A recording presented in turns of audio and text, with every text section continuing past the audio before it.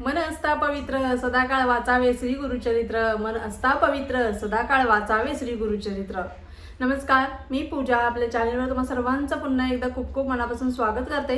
तुमच्या सगळ्या इच्छा स्वामी महाराज लवकरात लवकर पूर्ण करत ही स्वामींच्या स्वामींच्या प्रार्थना करते व आजच्या आपल्या व्हिडिओला सुरुवात करते. गुरुचरित्र सप्ताह काळ अखंड नाम जप यज्ञ सोहळा हा 9 तारखेपासून 9 एप्रिल ते 15 एप्रिल पर्यंत सुरू असणार आहे. गुरुचरित्र सप्ताह काळ हा 9 तारखेपासून सुरू आहे. 9 ते 15 बरोबर 15 तारखेला आपल्या स्वामी समर्थ महाराजांची पुण्यतिथी असणार आहे.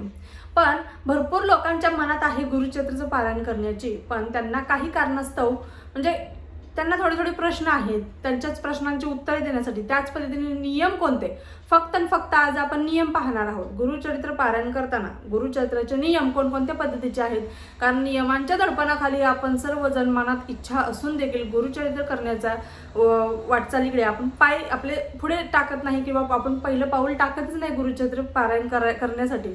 कारण आपल्या मनामध्ये एक प्रकारची भीती असते. एखाद्याने आपल्या मनात भीती घातलेली असते की हे असं केलं तर असं होतं, ते तसं केलं तर तसं होतं, त्याचे दोष लागतात, हे होतं ते होतं, अशा पद्धतीने भीती वाटते, तशा पद्धतीने भीती वाटते.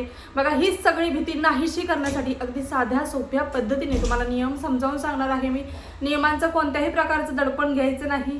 निवांत बिनधास्तपणे कोणताही शंका न घेता पारायणाला बसायचं आहे. तर नियम कोणकोणते हे सगळ्यात अगोदर आपण पाहणार आहोत.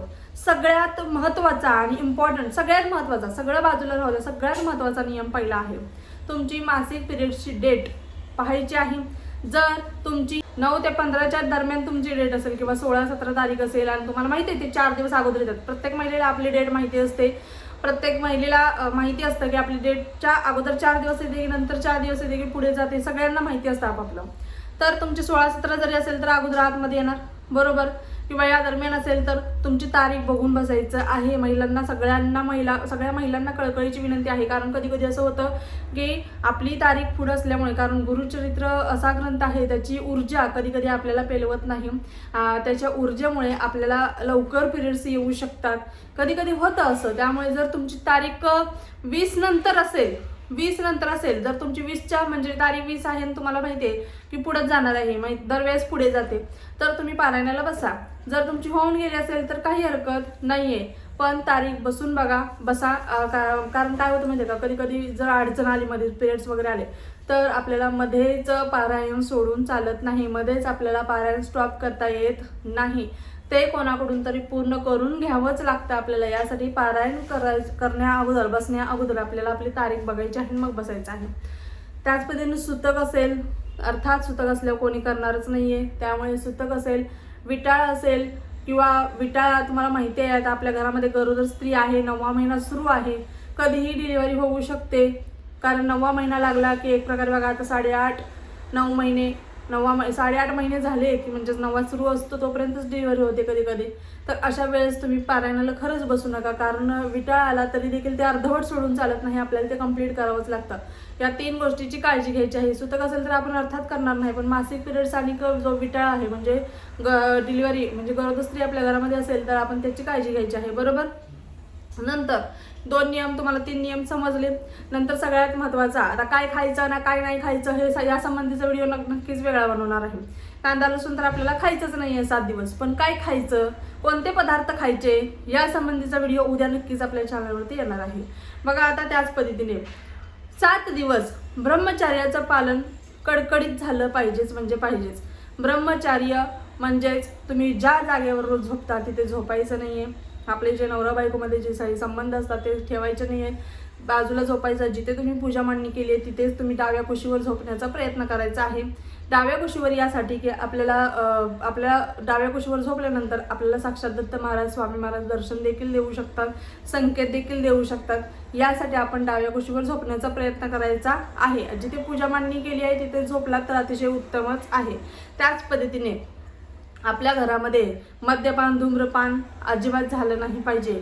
एखादा आडमोठा व्यक्ती असतो, त्याला मांसाहाराशिवाय जमत नाही, अशा व्यक्तींना अगोदरपासून कन्व्हिन्स करा की असं पारायणाला जाणार आहे आणि घरामध्ये मांसाहार करणार नाहीये मी, त्यामुळे तुम्ही 7 दिवस तरी कमीत कमी माझ्यासाठी नाही मुलांसाठी तरी पाळा, असं त्यांना कन्व्हिन्स करा आणि त्यांना 7 दिवस तरी खाऊ द्यायचं नाही आहे, घरात कोणीच खायचं नाही आहे. परत दुसरा नियम म्हणजे बघा, आपलं एखाद्याशी वैर असतं तर या 7 दिवसात कधीही कुणाशी भांडायचं नाही, कुणाचा द्वेष करायचा नाही, कुणाचा रागराग करायचा नाही. त्याचा भले किती राग येऊ दे, कोणी काय बोलायचं ते बोलू दे, शांत राहायचं. आपली वाणी चांगली शुद्ध ठेवायची आहे. आपलं फक्त शरीर शुद्ध नाही करायचं, आपल्याला आपलं मन देखील शुद्ध करायचं आहे, आपली वाणी देखील आपल्याला शुद्ध करायची आहे, एवढं लक्षात घ्या. तर तुम्ही पारायण एकीकडे पारायण करताना एकीकडे शिव्या घालताय, काही त्याचा उपयोग नाहीये. त्यामुळे आपली वाणी आणि आपलं मनात देखील घाणेरडे विचार येऊ द्यायचे नाही, मनात देखील नको असले विचार येऊ द्यायचे नाही, मनाला कुठेही भरकटू द्यायचं नाही, आपलं मन देखील स्थिर ठेवायचं आहे. अशा पद्धतीने या नियमांचं पालन करायचं आहे. भरपूर ताई म्हणतात की आता एक प्रश्न आहे, एक ताईने विचारलेला आहे की त्यांच्या गावात मठ नाहीये, गावाच्या बाहेर आहे, की आपण असं म्हणतो की पारायणाला बसल्यानंतर आपण गावाची वेश ओलांडू नये, बरोबर. म्हणजे बघा, शक्यतो कुठेही जायचं नसतं, गावाची वेश ओलांडायची नसते. जरी काही कारणास्तव आपल्याला जावंच लागलं तर आपण त्या दिवशी माघारी यायचं आहे. त्यांना आपल्या घरामध्ये पारायण सुरू असतं, बरोबर. आणि घरात आल्यानंतर आपल्याला शक्य झाल्यास आंघोळ करायची असते, घरामध्ये गोमूत्र शिंपडायचं असतं, गोमूत्र आवर्जून घरामध्ये ठेवायचं आहे. आपल्या घरात पारायण सुरू आहे, तुम्हाला 2 ते 3 वेळा घरामध्ये गोमूत्र शिंपडायचं आहे. बाहेरून व्यक्ती आला असेल तर त्याला स्वच्छ पाय धुवायला लावायचे आहेत. पाय शक्यतो पाणी बाहेरच ठेवा, वाटल्यास पायावर पाणी घेऊन मग आतमध्ये यायला लावा, कारण कोणाच्या पायाने कशा निगेटिव्हिटीज आपल्या घरामध्ये येतात आपल्याला माहिती नसतं. जर तुम्हाला सामूहिक पारायणामध्ये सहभाग घ्यायचा आहे, अतिशय उत्तम सेवा म्हटलं तर सामूहिक सेवा, सामूहिक पारायण आहे. त्या ताईंचा असाही प्रश्न होता की सामूहिक सेवा पारायणात सहभाग घ्यायचा पण गावाच्या बाहेर, गावावेशीच्या बाहेर मठ आहे, तिथे जाऊन केलं तर चालेल का? अर्थात केलं तर चालेल, काही हरकत नाही. पण 16 किलोमीटर आहे, त्या म्हणतात की 16 किलोमीटर त्यांना जर शक्य असेल, तुम्हाला जर ताई शक्य असेल जाऊन जाणं येणं, जर तुम्ही कम्फर्टेबल असाल, वेळेत पोहोचत असाल, कारण वेळेत पोहोचणं हे बंधनकारक आहे. भलेही पारायण संपल्यानंतर तुम्ही घरी निवांत या, पण वेळेत तुम्हाला पोहोचता आलं पाहिजे. जर तुम्हाला शक्य होत असेल तर नक्कीच तुम्ही पारायण करू शकता, काही देखील हरकत नाहीये. फक्त एवढं लक्षात घ्या, आता प्रवास असणार म्हटल्यानंतर प्रत्येक व्यक्तीने लक्षात ठेवा की आपल्या बाहेर पडताना आपल्याला आपली पाण्याची बॉटल, थोडासा घरातलाच डब्बा वगैरे सोबत ठेवायचा, कारण आपल्याला कधी तहान लागली वगैरे तर आपल्याला बाहेरचं परान्न चुकूनही घ्यायचं नाहीये. आपल्याच घरचं पाणी, आपल्याच घरचं सात्विक आहार आपल्याला घ्यायचा आहे, एवढी एक गोष्ट लक्षात ठेवायची आहे. त्याच पद्धतीने गादीवर बसायचं नाही. ताई आम्हाला खाली बसून सेवा करता येत नाही किंवा पारायण करता येत नाही, तर मी खुर्चीवर बसून करू शकता, खुर्चीवर बसू शकता, ज्यांना गुडघ्याचे वगैरे प्रॉब्लेम्स आहेत, पण गादीवरती बसायचं नाही. ही एक गोष्ट तुम्हाला टाळायची आहे. सोफ्यावर, गादीवरती, बेडवरती तुम्हाला बसायचं नाही. या गोष्टी झाल्या. बरं बघा, अजून तुम्हाला सांगायचं म्हटलं तर जसं की तुम्हाला सांगितलं, कोणाचाही रागराग द्वेष करायचा नाहीये. आपल्या घरामध्ये एखादी अशी व्यक्ती आहे जिचा आपल्या कधीच पटत नाही, पण ते अचानक आली आहे तर कधीच तिला असंच घालवायचं नाहीये. स्त्री असेल तर हळदी कुंकू लावायचं, मगच तिला पाणी चहा वगैरे विचारायचं. कोणीही असू दे, आपल्या घरात लहान मूल जरी आलं तर त्याला काही ना काहीतरी खाऊ घालायचं आणि मगच आपल्या घरातून घालवायचं आहे. अशा पद्धतीने कोणाचाही रागराग, तिरस्कार, मनामध्ये द्वेष कोणाबद्दल ठेवायचा नाहीये. या 7 दिवसात जितकं शक्य होईल तितकं सात्विक राहायचं आहे. त्याच पद्धतीने काळे वस्त्र 7 दिवस चुकूनही परिधान करायचे नाहीत. काळं वस्त्र, पांढरे वस्त्र तुम्ही काळे वस्त्र परिधान करू नका चुकूनही. अशा पद्धतीने हे नियम आहेत, ते पाळायचेच आहेत आपल्याला. खाली पारायणाला बसताना आसन ठेवा, आसन एकच ठेवायचं आहे आपल्याला, बरोबर.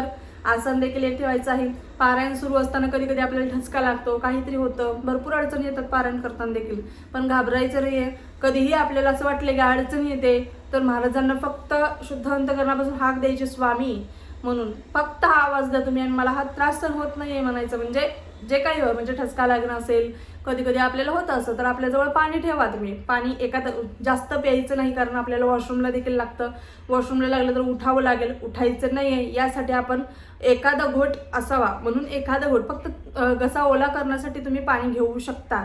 आणि घरात लहान मुलं असेल वगैरे तर अर्थात तुम्ही त्यांना सांभाळून जर पारायण करू शकत असाल तर नक्कीच करा. बघा, प्रत्येक स्त्री म्हटलं की सगळं हँडल करू शकते, पण आता कसं आहे, परीक्षा वगैरे चालू आहे, सगळंच चालू आहे, सगळं मॅनेज करणं म्हटलं की तिला पण थोडंसं अवघड जातं. जर तुमच्या हातात असेल, तुम्हाला होत असेल तर नक्कीच तुम्ही पारायण करा. कोणत्याही प्रकारची अडचणी येत नाही, कसलीच अडचण येत नाही, अजिबात अडचण येत नाही.